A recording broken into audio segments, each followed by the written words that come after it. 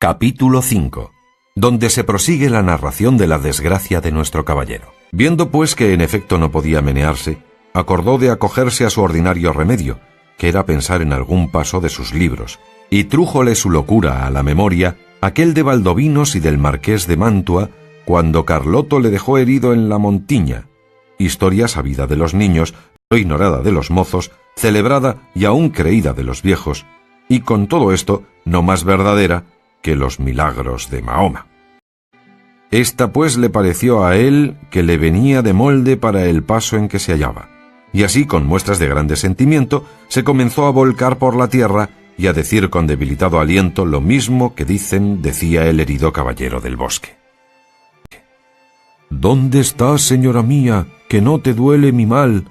¿O no lo sabes, señora, o eres falsa y desleal? Y de esta manera fue prosiguiendo el romance hasta aquellos versos que dicen: «Oh noble marqués de Mantua, mi tío y señor carnal».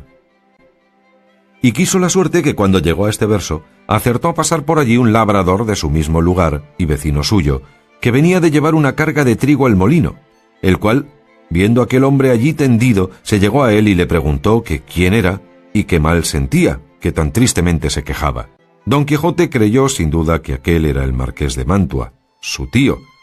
y así no le respondió otra cosa sino fue proseguir en su romance, donde le daba cuenta de su desgracia y de los amores del hijo del emperante con su esposa, todo de la misma manera que en el romance lo canta. El labrador estaba admirado oyendo aquellos disparates, y quitándole la visera, que ya estaba hecha pedazos, de los palos, le limpió el rostro, que le tenía cubierto de polvo, y apenas le hubo limpiado cuando le conoció y le dijo: «Señor Quijana», que así se debía de llamar cuando él tenía el juicio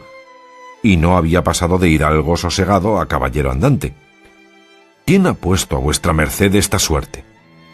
Pero él seguía con su romance a cuanto le preguntaba. Viendo esto el buen hombre, lo mejor que pudo, le quitó el peto y el espaldar para ver si tenía alguna herida, pero no vio sangre ni señal alguna. Procuró levantarle del suelo, y no con poco trabajo le subió sobre su jumento, por parecerle caballería más sosegada. Recogió las armas hasta las astillas de la lanza, y liólas sobre Rocinante, al cual tomó de la rienda y del cabestro al asno, y se encaminó hacia su pueblo bien pensativo de oír los disparates que Don Quijote decía, y no menos iba Don Quijote, que de puro molido y quebrantado no se podía tener sobre el borrico, y de cuando en cuando daba unos suspiros que los ponía en el cielo, de modo que de nuevo obligó a que el labrador le preguntase, le dijese qué mal sentía. Y no parece sino que el diablo le traía a la memoria los cuentos acomodados a sus sucesos, porque en aquel punto, olvidándose de Valdovinos, se acordó del moro Abindarráez, cuando el alcaide de Antequera, Rodrigo de Narváez, le prendió y llevó cautivo a su alcaldía, de suerte que cuando el labrador le volvió a preguntar que cómo estaba y qué sentía, le respondió las mismas palabras y razones que el cautivo Abencerraje respondía a Rodrigo de Narváez, del mismo modo que él había leído en la historia en La Diana de Jorge de Montemayor,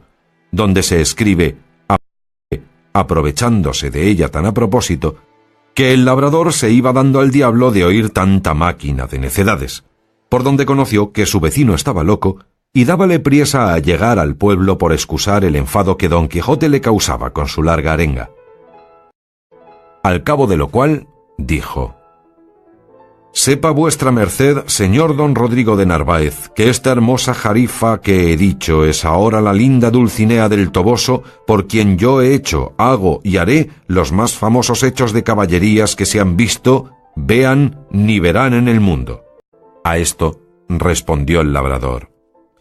«Mire vuestra merced, señor, pecador de mí, que yo no soy don Rodrigo de Narváez, ni el marqués de Mantua, sino Pedro Alonso su vecino, ni vuestra merced es Valdovinos, ni Abindarráez, sino el honrado hidalgo del señor Quijana». «Yo sé quién soy», respondió Don Quijote, «y sé qué puedo ser,